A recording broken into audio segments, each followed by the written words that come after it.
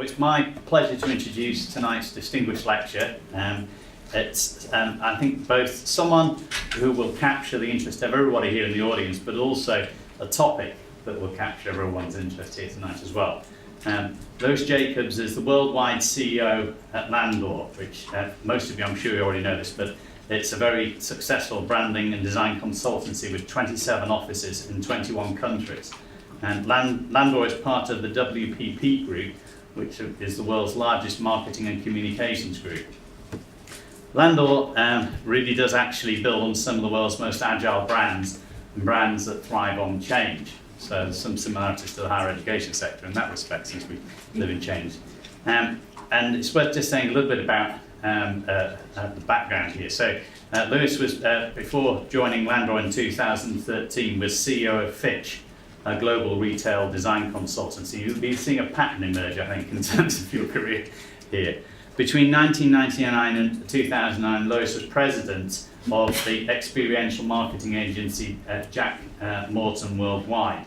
And during that time, she delivered worldwide campaigns for very large corporate clients. One of Lois's key highlights during her time at Jack Morton was creating and leading the public events practice as specialists in country branding. And this group produced 2 Olympic opening and closing ceremonies, including the Athens 2004 ceremony. I can only imagine what that must be, putting something like that together. With television audiences in excess of 4 billion, these can be said to be some of the biggest brand experiences of all time. Prior to Jack Morton, she had her own experiential marketing company, which was acquired by Saatchi & Saatchi. The serial entrepreneurial element theme running here, I think. So in addition to her role at Landor, she also sits on the board of Barrows, the retail marketing specialist. Now, for us, Lois served as an active member of the Faculty Board of Advisors for Business, Law and Art since its inception in 2012, and I have to say we're very grateful for your help in doing this. She was also a member of the Executive Steering Committee of the EPSRC Advanced Institute of Management Research, known as AIM, which again many of you will be familiar with. So without more ado, I'm going to hand over to Lois. Thank you very much indeed.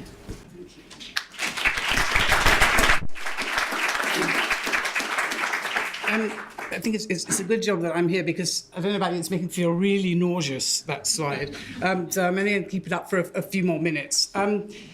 I think most of us in business, or even if we're not in business today, we know that branding is becoming increasingly important. We know that if we brand in the right way, it helps us to differentiate products from one another. It helps us to build enduring relationships with our customers, actually with our employees, and with all sorts of other people who might have an interest in our brand community. And this has been true for many years, since the very early days of branding. But the nature of branding has changed exponentially over the last 4 or 5 years, really. We all know, it's a truism to say, we're living in a world where agility is much talked about in every field now, starting with the text, but now in mainstream. There are much more faster routes to market. There's much more choice open to people. There are less barriers to entry. And with all this chaotic speed that is going on around us, brand has never been as important as it is today to cut through all that clutter. But the truth is that while brand is more important than it's ever been, the branding models that we use to create, evolve, refresh those brands have never been more obsolete and less fit for purpose, really. It used to be that we would simply say, this is my brand, this is what it stands for, and buy it if you wish. But now you say, this is my brand, and customers might talk back. And they might talk back not just to you, but to thousands of other people who might buy your brand. And the scary thing is you have no control over that conversation. And then there are all sorts of opportunities out there that traditional models of branding don't let you exploit if you adhere to what we all grew up with, or certainly I grew up with. So at Landor, which is the consultancy I run, we spend quite a lot of time for quite large fees being paid to tell people how to manage their brands. So we felt it incumbent upon ourselves to have a point of view as to how to manage them in this changing environment that we're all familiar with. We had our gut feeling as to what it should be. And we also underpinned that with a little bit of research. We were paying for it ourselves, so probably not quite as robust as some of the other things that we do for our clients. But we have worked out what we think are the behaviours that we need to engender within the brands that we manage in order to thrive in the branding ecosystem. And we've unearthed quite a lot of contradictory behaviours through this research. And so that's why we've called it the agility paradox. And that's what I'm going to talk about today and share some examples where clients are doing it well, where brands are doing it well, and where some of them are doing it less well. So this is a quote that was from a woman that we're working with at the moment on a major rebranding exercise, which is as a result of an acquisition of a divesting of a company from a major FTSE organisation. And she said, my job was so much easier 10 years ago.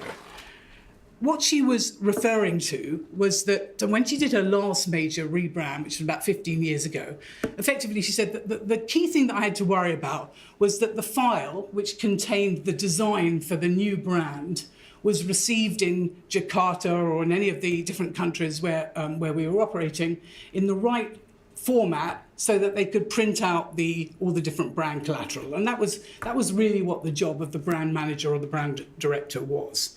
But now, if you take the example of Jakarta, not only has she got to make sure that there is the right files received in the organisation, but she has to make sure that the blog is on brand, that all the people that are involved in that brand and who are feeding back into what that brand is standing for are talking in the same way or in the way that adds lustre to her brand.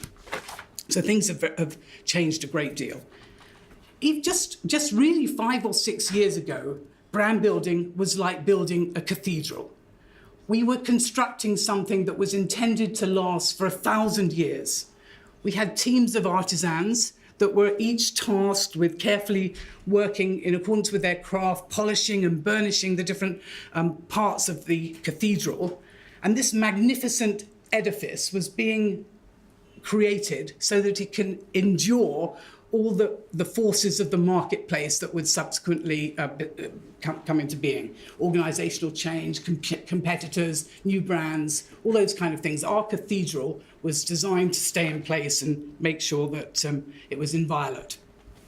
And that doesn't work anymore. Look at all the different businesses just on this one chart. Nearly all of them are facing hyper-competitive, evolving marketplaces that they would never have imagined just 10 years ago. Who would have thought, I just pulled something off just yesterday, the market cap for Airbnb, which is a website, is 25 billion. The market cap for Marriott, which is hundreds of thousands of employees and real estate and all that brand equity built up over a number of years, 22 billion. It's insane. And the way we've been managing things in the past isn't going to combat that kind of unexpected disruptive competition. So in order to thrive, it means that there's got to be a willingness to change. And one example of that is Netflix, which is pretty popular here, but even more popular in the US. And there's a little bit of US centricity, which I did keep in because I thought it might be interesting for some of you here. So in the US in 1999, when Netflix started out, they absolutely revolutionized the home movie industry. In the past, you would all go to your local video or DVD shop and you'd get there and the video or DVD that you wanted probably wasn't going to be in stock unless you'd reserved it, and then you'd go home again and watch something. With Netflix, suddenly overnight, this was transformed because you could order in advance what you wanted, and all you had to do was to get up from your couch and go to your mailbox and pick it up. Job done, sorted. It was great. And it created panic overnight, as I say, with some of the video stores. But Netflix knew that wasn't going to last. Pretty soon after that model was introduced, other people came into the marketplace. It's a very easy construct to set up. There were people started to price cut, and they knew that they had to do something different before too long. And so in 2008, they revolutionized things yet again by introducing streaming capabilities. So this time, you didn't even have to get up from your couch to get what you wanted. It was fantastic. So their entire brand changed overnight. But the essence of the brand, the promise, which is to bring entertainment to people conveniently in the home. We don't work for Netflix. I don't know if that's how they paraphrase it, but that's how I would understand it. That didn't change. It's just the way that they did it, which was completely and utterly different. And no one's been able to keep up yet. And now, as a House of Cards addict on Series 4, their original content, it's just rocking. It's fantastic. So they're still evolving all the time. So a willingness to change while still staying true to the essence of the brand is what's important. Strong brands clearly need to stand for something, but they need to continuously evolve. So we set out. That was a lot of discussion within our organisation and within our client organisations, and we all felt that this was the case. But we wanted to interrogate it in a more of a robust way. We wanted to understand how it had come to this juxtaposition, this paradox between managing a nimble brand, but on the other hand having strong integrity and a strong brand promise. And so that paradox is what we've built this presentation around, and provided the prompt for us to try and find the behaviours that were inherent to that paradox. So we wanted to just check some of our assumptions. At Landor, we have a database. It's a proprietary tool. It's called Brand Asset Valuator. It was started about 20 years ago. It's one of the and you'll find two or three of our other competitors also have their own databases, so you'll hear people talking about them. But they're good tools, and it looks at about 80,000 brands, talks to about 800,000 consumers in 51 countries. And what it does, it groups what we call brand attributes on 4 pillars: the pillars of differentiation, brand relevance, brand esteem, and brand knowledge. Now, I could go into a lot of detail about what those pillars are. I won't. I think they're pretty self-evident from the terms that we use. And within those 4 pillars, there are 48 different brand attributes that we examine. I don't know, I think it's unlikely you'll be able to see it up there, but things like innovative, authentic, fun, all words that you can imagine. So we took that database as the basis and used extensive factor analysis to try and examine the relationships between the attributes to help us further understand this concept of agility. And what we found was that the strongest brands, and brand strength, I can explain again later, brand strength equates to financial success. We link it to S&P and FTSE. The strongest brands had 2 seemingly contradictory sets of attributes, and we called those dimensions. And the 2 dimensions which emerged at the fore for the strong brands were the dimensions of leading and true. And brands that are both leading and true are the strongest in BAV, and also they're the strongest over time because we tracked it over 10 years. And I'll give you some examples. The leading dimension has attributes like up-to-date, visionary, innovative, and it's a strong driver of differentiation, which was one of those 4 pillars that I talked about before. A good example of a leading brand is the smart car. So that was brought out in 1998, and it was targeted very specifically at drivers, we all remember it, and it's still around today, as in very heavily congested urban environments, and it helped you zip around much more quickly, and also parking was so much easier. We're all familiar with the car parked at a right angle to the curb. So that was great, and they had the first mover advantage. But then BMW came in with the relaunched Mini and actually blew them out of the water. And Mini is a much more successful brand today than Smart Car ever was. And it appears, and this is just one example, but we have many, that being innovative isn't enough to stay out front and be a strong brand. You actually have to have a strong story and strong promise underlying that, and Mini has the strongest story of all, an iconic brand. And then if you take an example of a true brand, and true incorporates attributes like high performance, value, authenticity. True is a very strong driver of brand relevance.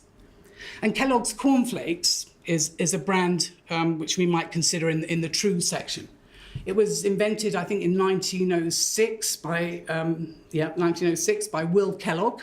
And frankly, its recipe hasn't changed very much since then. Even the packaging hasn't changed too much. It's a little bit more modern, but it's very identifiably the same design that it was way back in 1906. But they haven't done very well at tapping into emerging markets, and they made quite a few mistakes, most particularly when they tried to launch in India. And what they took their existing product with no change at all into the Indian market. And what they failed to realize, of course, was that a tiny percentage of India's population have refrigeration, which means that a tiny percentage have chilled milk, and cornflakes without chilled milk doesn't work so well. And so it didn't work. So to be true wasn't enough because it had such a strong heritage. But a brand that is both leading and true, one that we're all very familiar with in this country, I noticed you even had the dryers in your loos, is Dyson. It's a great example of a brand that is both leading and true. We all know, or many of us know the story, the inspiring story of James Dyson working in his basement while his wife went out and earned some money as he worked to get his patents acknowledged, but also to make sure that the quality undermined everything he did as a brilliant engineer.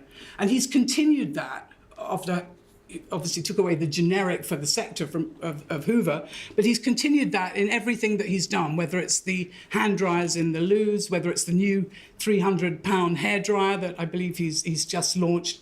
There is that strong underlying heritage coupled with great innovation.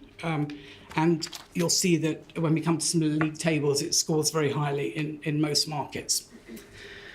So what does this mean? Well, if the strongest brands are both leading and true, then the mastery of creating an agile brand becomes increasingly important.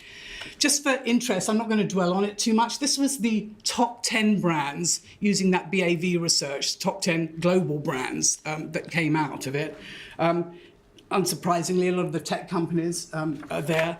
I was more interested because we also looked at it by different market. This is the top 10 British brands. So this was just using British respondents in the database. The research was actually completed before the Audi scandal broke, the VW scandal as well. So I doubt whether it would be there because I think it will lose out on truth, but interesting to run it again if we do. So in summary on that part of the research, and we did some more, brands that are both leading and true are the strongest. We figured that out. We felt we had some evidence now supporting that.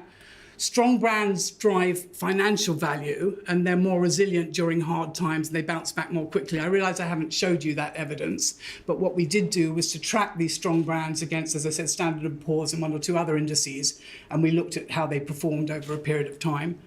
And brands that have these characteristics grow over time, which again was the same thing. So we felt that we'd done quite well at proving that brand agility was the right aspiration, but we wanted to understand a little bit more about the social forces that were driving that. We also wanted to examine in a little bit more detail what these agile brands were doing in detail so that we could try and extrapolate some guidelines for everyone else. We decided in terms of talking directly to some consumers to focus on millennials. Everybody's focusing on millennials right now. We'll soon be focusing on centennials, I think. But we talk about them as the power consumers. Some great stats, although we just saw some research recently. 74% of millennials believe that they influence the purchase, even if it's not their purchase of goods. And about 7 in 10 millennials, this is the scary bit, think it's their responsibility to feed back to the companies and to their peers their experience of a brand. That was some research that was done by Edelman.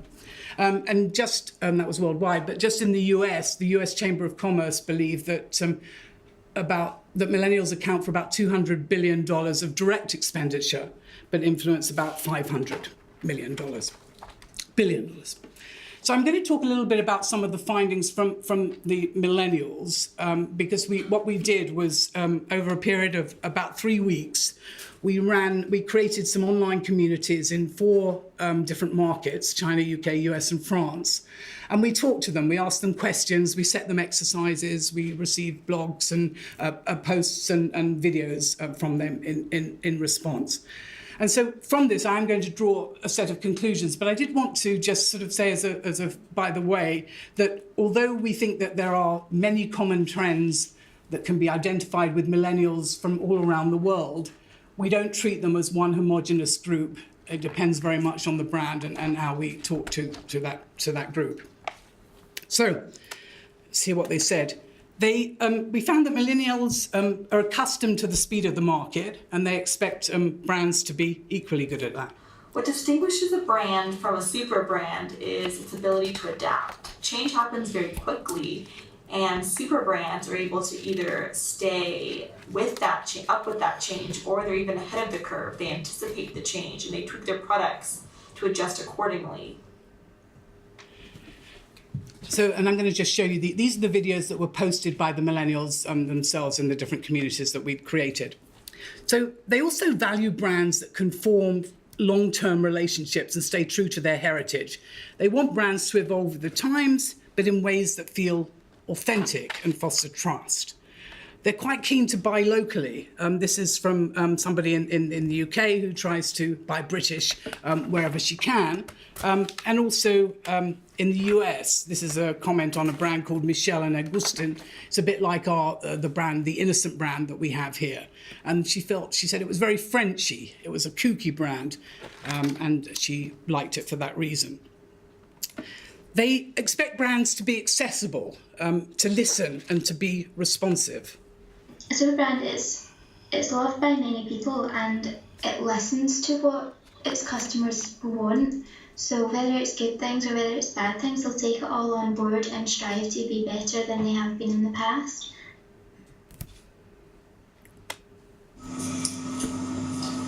My opinion on the future brand, it must be honest and provide good service to the customer. Always keep touch with his customers, learn what they need, and continuous improvement. For creativity and have a good technology. I think Chinese brands is more and more play important role in the world. That's all. Thanks. They're much more polite in China when they post. They expect brands to be accessible, and their trust can be very easily broken. So brands have to deliver on what they say they're going to do. A lot of people were obviously not unsurprising given the age group, but they weren't very happy with Facebook. They talked about the confidentiality and security issues, as we see there. This consumer felt that they didn't respect their promises. And there was a lot of comments that we received about the monetization of it. This is quite an interesting one too. Millennials want brands that feel personalized. They're very open to co-creation. They like, this particular consumer talks about how she likes Clinique because it has, it acknowledges that not everybody's skin type is the same. Pretty obvious, most cosmetic brands do that, but she felt it important to call it out.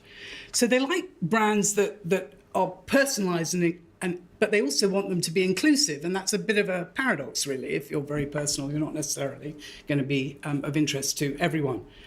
They also want brands that help them to express themselves. They value being part of the community of that brand. They feel uncomfortable if people are left out. And these 3 brands here, I won't go into them in detail, but you might recognize some of them. The whole positioning of these brands is very much about being for everyone and inclusiveness. They also want brands with a purpose that reflects their values. They are the brand. This is great news for brand owners as they create their positionings.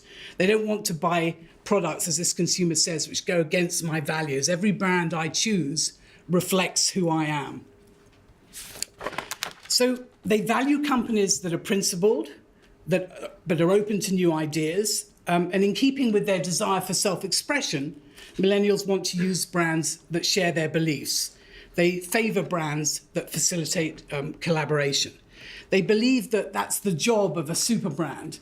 Also, the other thing that was really interesting to us when we did this research was how brand savvy these randomly picked people were. That they used language that we use when we're talking ourselves. And there was one in particular who was really good, so much so that I actually tried to find out a bit more about her and realised that she worked for our biggest competitor in China. But she was the exception. Even the rest of the people were certainly using all the right language.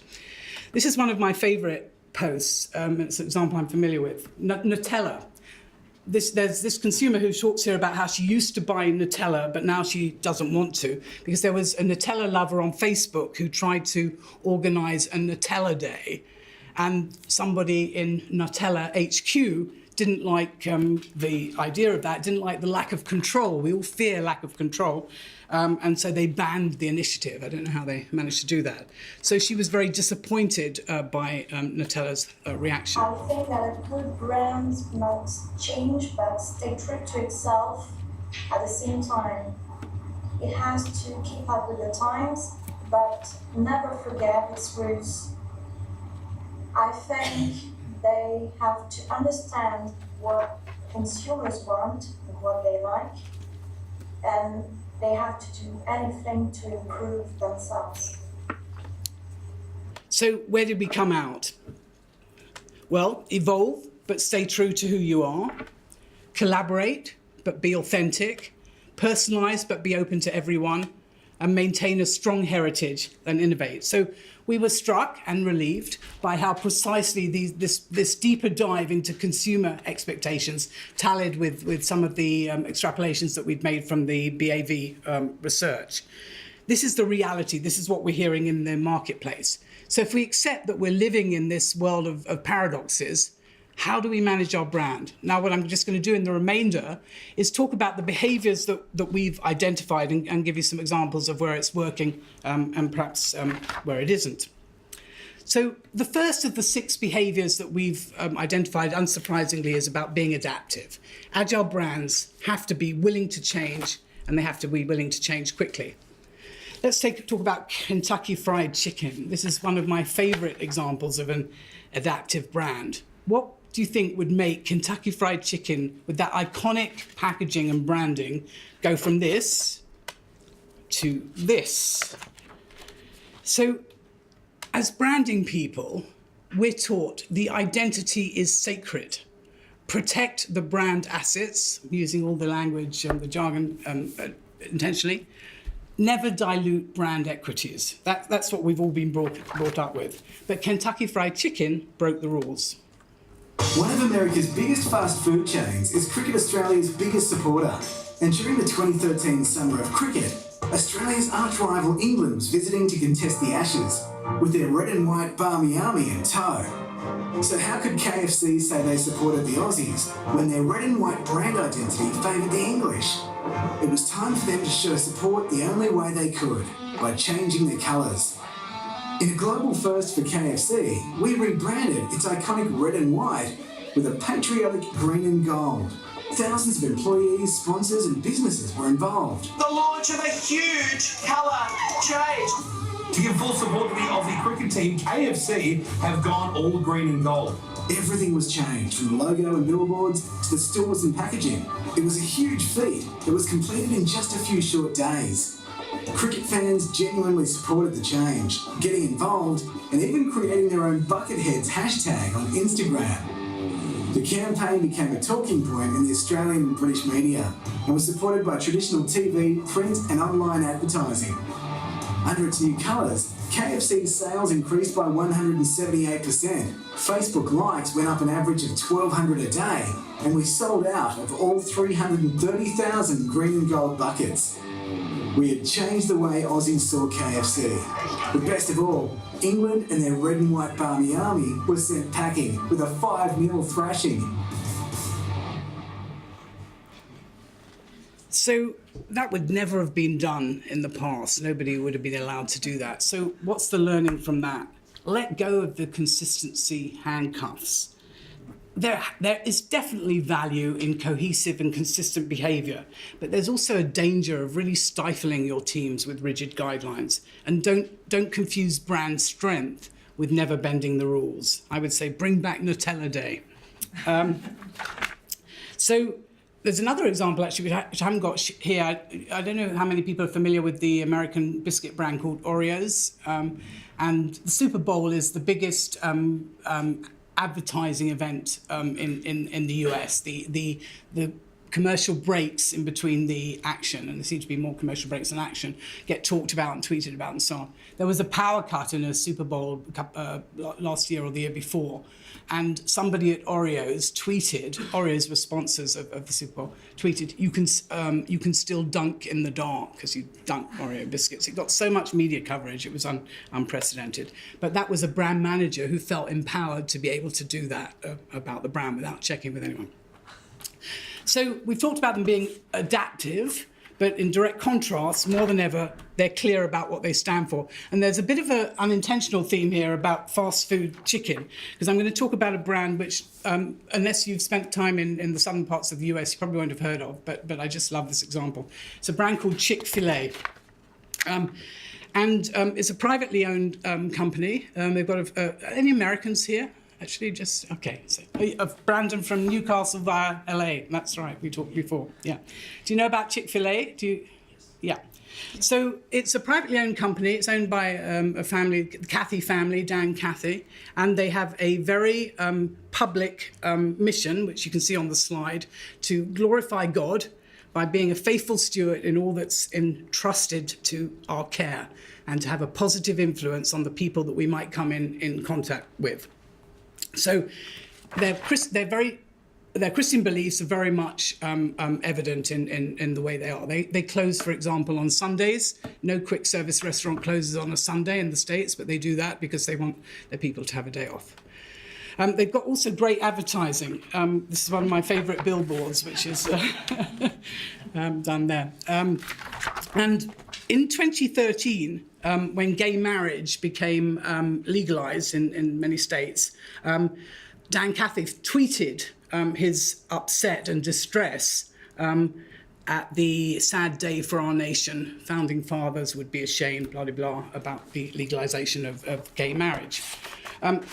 There was an absolute outburst in all media against this. There were same-sex sit-ins were staged outside Chick-fil-A's all over the country with different activists. And a lot of the brand partners, because they work with different brands in their organisations, either threatened to leave, and one or two actually pulled out from their association, terrified of losing their gay customer base. So you'd imagine that this would be a commercial disaster. Quite the contrary. Continues to grow, even though the fast food industry in general is in decline. It even beat its rival KFC in sales, despite the fact that it's got fewer stores than KFC and operates shorter hours because of not being open on Sundays. Also, in that millennial community research that I talked about, one of the exercises that we set the millennials was to identify, it was just before the Milan World Expo, was to identify what brand they felt could best represent the US at the Milan World Expo. And much to our surprise, the brand that came up above all was Chick-fil-A. So we could spend a lot of time discussing why the sales continue so robust. What I would suggest is that they are a principled brand. They absolutely stand true to what they believe in, and they're not afraid to say that. We talk about being for anyone, but not necessarily for everyone. They're also quite an adaptive brand. This I'm less pleased about, because their standard side dish is coleslaw. Just 3 weeks ago, they've said that they're banning coleslaw because of all the sugar content, and it's very bad for you in the stores, and we're going to have kale. So the action in terms of the learning from that, as I said, be for anyone, but not just for everyone, not for everyone. The days of mass consumption are declining. We've talked earlier in this presentation about personalised experiences.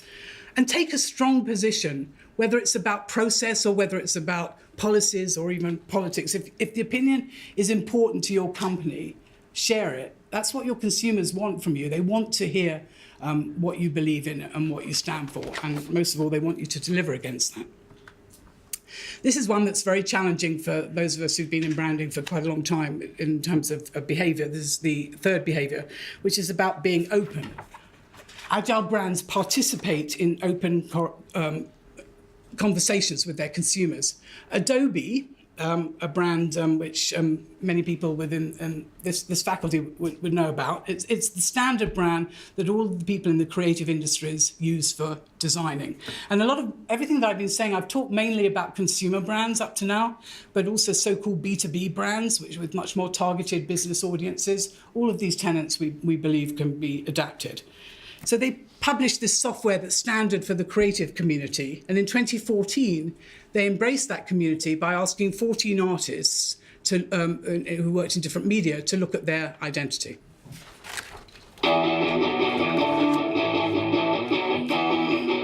Adobe basically came with this open brief of do anything you want with the shape of our logo.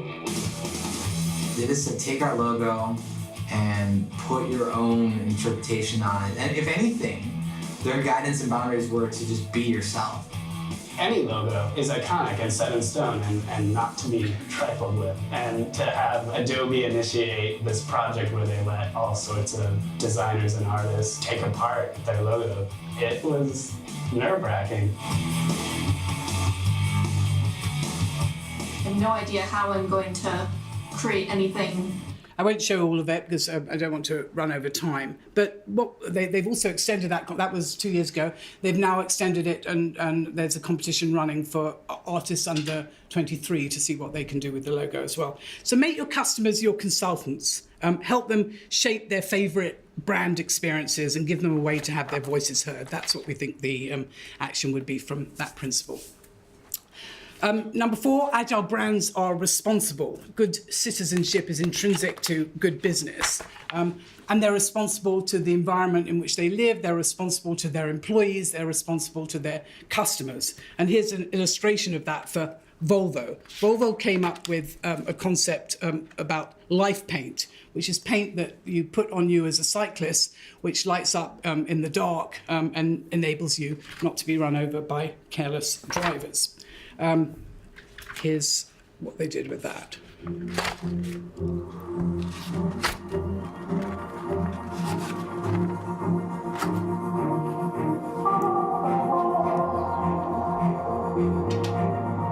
Nearly every day something almost happens. You've kind of got to be able to second guess the taxi in front of you or the pedestrians coming up.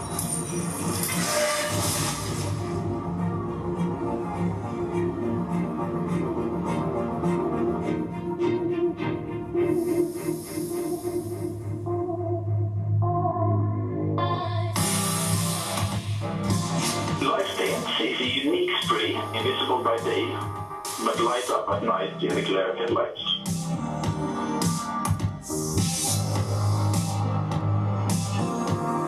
Light paint is invisible when applied, so you can use it on your favorite shoes, helmets, clothing, and even dog leashes. It's called life paint, and the idea behind it is to, well, help save a life. Volvo, not just thinking about car safety, they're thinking about cycling safety, and they've got this new project, it's called Life Paint. It's Life Paint, es súper inteligente en el sentido.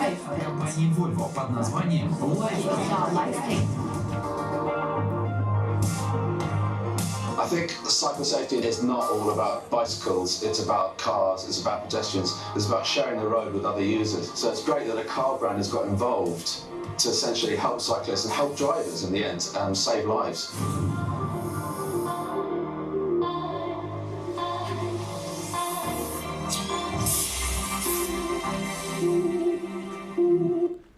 I think it's genius because it's all about technology, which is fundamental to how Volvo like to be perceived as a technologically innovative company. It's about safety, which is, again, very much integral to Volvo's brand promise. So it works on so many different ways. What we would suggest is find social initiatives that support your brand promise, just as Volvo did. So maybe if you're a sporting goods manufacturer, donate last year's sporting equipment to local schools or whatever it happens to be. Make sure that demonstration of responsibility is rational in terms of your brand. Again, there's a whole lot more I could say about responsibility, but I won't right now. Our fifth point is about being global. Agile brands are global, and this applies even to the most local brand. They need to have a global perspective. This isn't a local brand. Starbucks is an international brand, and this is an example of where it didn't quite work. They decided to enter the Australian market, and they failed really quite badly initially because they didn't appreciate that the Starbucks product that had been so successful in so many markets wasn't going to work in Australia. They didn't realise that Australians, who are actually quite purists, any Australians in here? Yeah, you're quite purist about your coffee. You invented the flat white, and you don't want people messing around with it with those kind of sugary confections that are so popular in other markets. And whereas other people coming into the Australian market started quite small, Starbucks opened 84 branches on the same day in different parts of Australia. And it was a disaster, really. It came over as feeling, and Australians are very parochial as well, so they didn't want anyone coming in and taking over their coffee culture. So action for brand managers, assume nothing. But more on global, which isn't illustrated by that example, is take global learnings wherever you can and apply them even to your domestic market. Dunkin' Donuts, who I tend to think of when I think of Starbucks for some reason, chose to do it very differently, and they cater to a very diverse clientele. They've got about 3,000 stores in about 30 different countries, and they evolve the menu or parts of the menu. So you have grapefruit culottes in Korea, and one which I have to tell you I've tried, and it's completely disgusting, dried pork and seaweed donuts in China. But my Chinese colleagues are quite fond of them, amazingly. So what we'd say about being global is just look everywhere for inspiration and for information, and as we said, assume nothing. And then the last of the 6 behaviours is about being multi-channel. And everybody, particularly we older brand people, we've got to be on every channel, and you don't have to be on every channel. Be very selective about what channel, but do consider all the channels. And really the choice of the channel is about the intent. So if you want to build a community, there's a certain channel. If you want to build awareness, there's a different channel. If you want to generate sales, there's a different channel for that as well. One company in the B2B sector that we think does it quite well is the Maersk shipping line, and that's quite an unlikely media darling for social media. But they decided that they wanted to get closer to their customers, and they've decided to harness actually 9 different channels to talk about different things, and it's had great results for them in terms of higher awareness, but also particularly in higher employee engagement, which is a very good use of social. One thing they did that I thought was particularly good, they're not afraid to talk about the bad things that happen as well. And when one of their ships unfortunately killed, a whale got in the way and they killed a whale, they announced it and they set up a page devoted to it and generated quite a lot of goodwill despite the loss of the whale. With millennials, but I don't think it is just millennials really, I think it's all of us, honesty and openness was very high on their list of what agile brands or super brands, as we asked them to call it, should have. The other thing that social is very good for is in terms of creating moments of intimacy. And one really good example of that is Delta. All of the airlines have their apps. Some of them are really good and some of them really bad. I think Delta is probably one of the best ones that I've come up across. And it allows you to create real moments of intimacy with your customers. They've obviously used the app for all the obvious things like plane times and delays and scheduling and so on. But they've made it into a real social media hub. There's a lot of content that goes onto the app. It's used throughout your whole journey. You even use it because it talks to various things within the actual aeroplane itself. So it's a good entertainment hub as well. It's been a huge success for them. So what we say about multi-channel is we talk about choosing it for intent, rather than just to be everywhere, but also using it to create moments of intimacy. So I'm coming to the end now, really, and to sum up, what we've talked about is the fact that brands exist in this hyper-competitive world and a rapidly evolving marketplace, and they need to change the way that they behave. We need to change the outmoded ways of managing brand. And to do that, we think you need to master the agility paradox. And what we found from our research is that the paradox is about mastering two contradictory strategies, which is honouring your core tenets of the brand while constantly evolving. And then we've identified these 6 behaviours that I talked about. But overall, it's really about re-evaluating risk. And in fact, the piece of work that we're working on at the moment with about 7 of our clients, we've brought them together, is how do you create the construct within the organisation to manage in this way, which is so counterintuitive to what many organisations have grown up with. But there's no doubt in our mind that you have to embrace agility, because that's the new model for today's world. Thank you very much.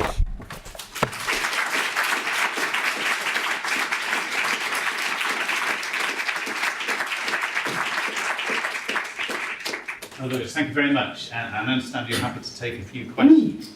Absolutely. A few tips here. We've got some microphones here, so Andy, let's get the microphone and the you to start with. Thank you, Lois. I was just asking about the interaction and probably your view on how important employee engagement is in terms of brand. So how important it is, it's absolutely more and more important. And we now rarely, whenever we used to present our proposals for a branding assignment, we always had Appendix 1, employee engagement, and probably about only 10% of the time did that get taken up. We've now, so it's our fastest growing practice area, and everybody realises the importance of it. It's essential. Employees are your biggest advocates. But not just employees, there are all sorts of other, again, to use a bit of jargon, stakeholders as well. So it could be your particularly if you're a B2B business, so your dealers, if you're an automotive company, or your third-party retailers, all those kind of things. Another question? Just in front. Thank you. That was really interesting in terms of where we are now and I suppose the pace of change over the last decade. But what do you think the next trends are going to be? I think the employee brand, actually, to the point that we made earlier, everybody is interested in how your employees feel about working within your organisation now. So things like Glassdoor have become much more important again, particularly in the States, but I think I see it happening here too. So I think nobody can get the right talent. Everybody is competing to get the right people. And so it's how you brand to employees, what the brand promises, how that underlying brand, Landor, we talk about creating a brand purpose with reasons to believe, but how that translates to employees is something we do right from the off rather than as the afterthought. And then this other project that I talked about, which it's got this terrible term, brand governance, and we're trying to change the name of it.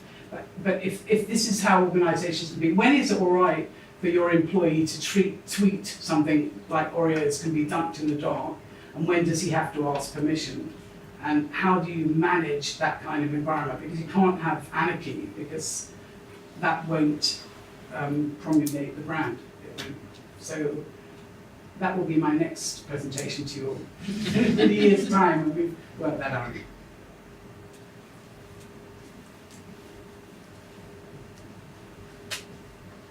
Thank you very much for a very interesting presentation, much appreciated. I noticed that the focus of what you were talking about was around the commercial. I just wondered whether you had any thoughts about its applicability to the not so commercial, other sectors, even, for example, universities maybe. Oh, I think it is absolutely true to every organisation. I'm doing some work with Oxfam at the moment, and everything remains true, particularly they're going through a radical restructure. The employee brand is very important for them as well. But I can't think of anything that we said there I mean, you would obviously nuance it. So if you're talking about a charity, that social responsibility is self-evident, but nonetheless, people want to know how the funds are dispersed and how much percentage of it is admin. So again, you have to consider your outward stance on responsibility, whatever organisation you are, even if people would think that that's a sure in for a charity. So every organisation, particularly universities. Not particularly. Two more, one in the middle.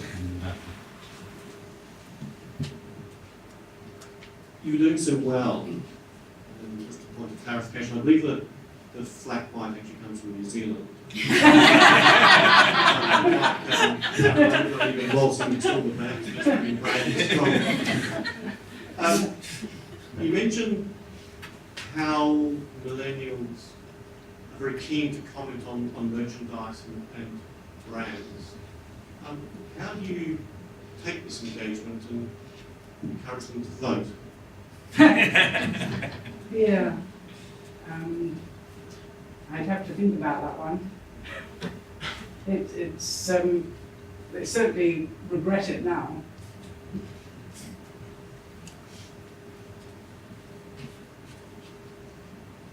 Sorry, I think it's a really interesting thing, and I would like to think about it. Sorry, just to say, I think it's about the communication beforehand as well, and focusing on the right messaging for them, and whether or not there was somebody who was within the different organisations who was focusing very specifically on getting them out to vote.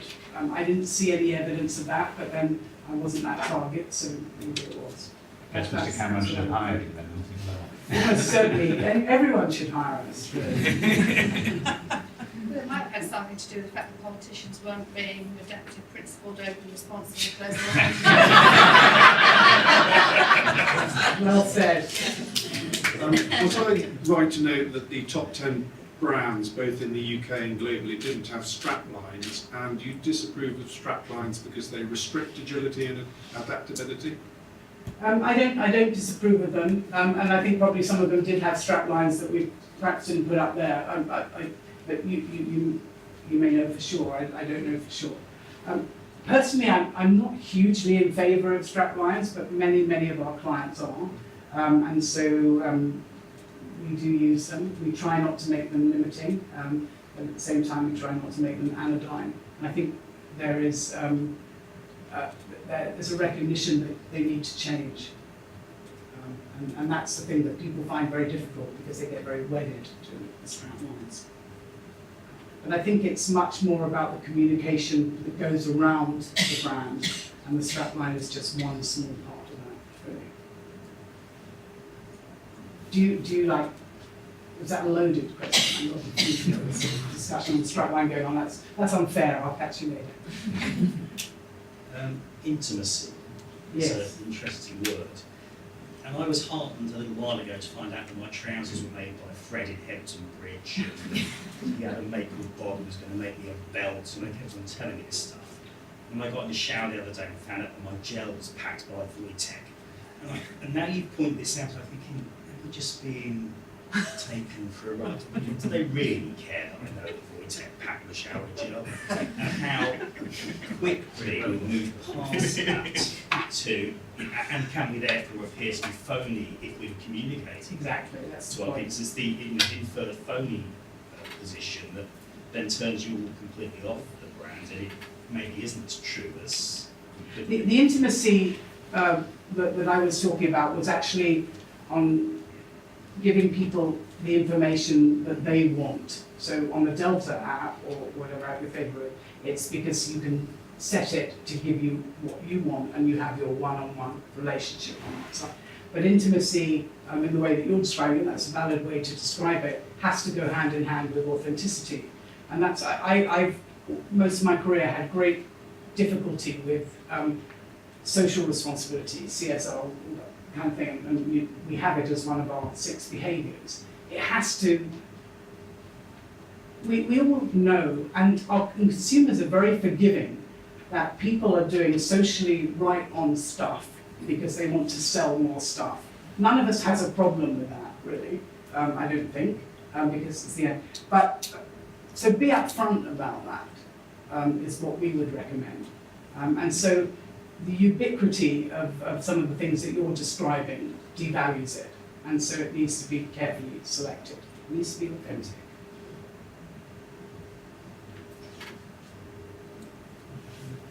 One more back. So just to go back on that, so the principled perspective. Yeah. So Chickfila were very principled with what they did. Yeah. They didn't really demonstrate social responsibility with what they did. They demonstrate their view of social responsibility, which is why I guess that their customer base has been very forgiving and encouraging of that stance. So, you know, personally, what they stand for doesn't resonate, although the chicken's very good, but it resonated for a whole load of other people. But so for a brand like Target, who have come out and said, actually, if you're homophobic, we don't want you in the stores. Have Target said that? Pretty much. Really? We'll be interested to see what happens with their sales. Just related to that, one of the thoughts I had was, by the way, I'm done with Kentucky Fried Chicken. Is I did wonder in both the, I appreciate in the chicken fillet one that was more to do with their own personal use, but Yeah. you could argue with the KFC one, was that more a marketing ploy than brand? Because, you know, I can see there's lots of, you know, English cricket supporters here won't be going out and buying a KFC tonight. But no, seriously, but I'm just thinking that if you look at it from the point of view of the impact on the brand, whilst it was obviously a fantastic success in Australia, I can imagine there'd be a counterbalance. I'm not sure that there would be. I mean, you're right, it was what we would call an activation of the brand rather than, but what it didn't do was mess with the essential brand, the quality and so on was there. It was very right for Australia because they're a fun nation that do that kind of stuff. And they changed it back equally quickly, so it was only for a few days. So, so I think it was genius, actually. Yeah, no, really well. I